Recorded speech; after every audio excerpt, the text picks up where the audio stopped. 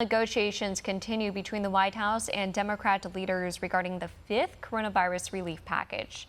This comes after the $600 weekly unemployment payment and federal eviction ban expired last week.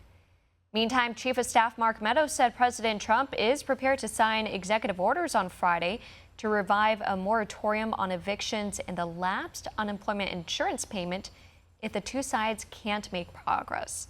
Well, here to discuss all this further is a senior fellow at the National Taxpayers Union, Mattie Duppler. Thank you so much for joining us. Good morning, Stephanie.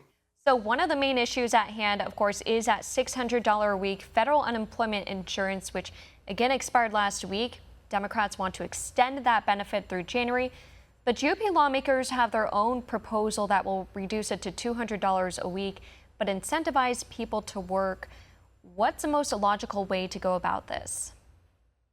Well, so I think it's important to remember how we ended up here, which is because the CARES Act, which was passed this spring, put into place that extra $600 that the federal government pays to state unemployment systems to workers who are out of work. Now, the reason that the CARES Act put into place a $600 plus up rather than prorating it for the amount a worker made prior to going on to unemployment is because our state unemployment systems are so archaic. There's not a single state system that can handle that kind of math. So the reason that sort of cliff now that we've gone over because that has expired was put into place is because we have a lot of reform that needs to be done to these state unemployment systems. And unfortunately, states don't pay attention to that until it's too late, until we're already in the middle of a crisis. So what the federal government needs to do, the federal government needs to do now is offer certainty to workers and to businesses. There are a lot of proposals out there that would allow for a transition away from this $600 plus up from the federal government. I think that's the right way for Republicans in particular to approach this problem.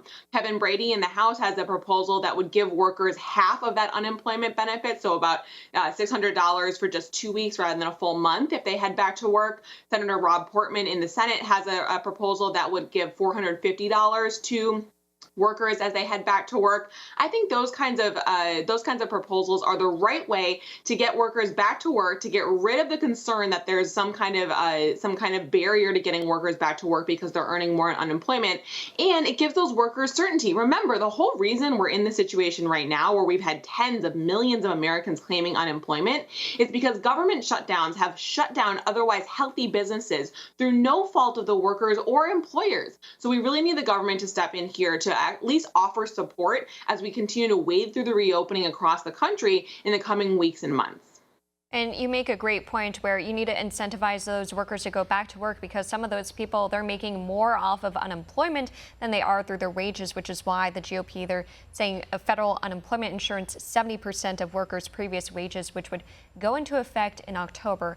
I want to switch gears now. You mentioned how it's crucial that Congress consider how states will tax income that's being earned in a different place due to millions of Americans working remotely because of this pandemic, with an estimated 2 million people working in states different than their offices. Can you go into more detail about the importance of ensuring that this is addressed?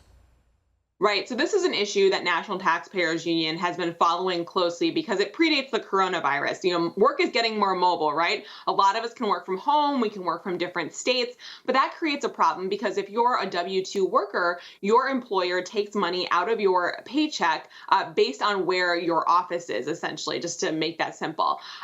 So if you're working from your home and that's different than where your office typically is, that could create a tax issue. So what we are arguing is that Congress needs to just clarify here that if you're a worker who works in a different state as a result of coronavirus, that work should just be classified as work that's being done in office. And that would do two things. One, it would make sure that that taxpayer then doesn't have to file a tax return for that state that they're working in that they otherwise never would have been working in if it weren't for these coronavirus shutdowns.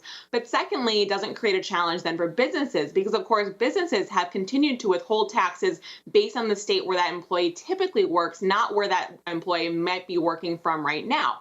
That would, of course, prevent all the different paperwork burdens that these businesses and workers would be facing in the 2020 tax year. Now, remember, because of coronavirus, 2019 taxes were delayed until July of this year. So this would be a tax issue that would hit taxpayers next year in the spring when they go to file their taxes. And given that the Trump administration has done so much work on simplifying taxes, it is extremely important that we continue to keep that paperwork burden low, particularly at a time when the economy is on uncertain footing. Want to see more videos like this? Click on the link below and subscribe to One American News on YouTube. And call your cable provider and kindly demand that One American News is added to your lineup. Call and subscribe today.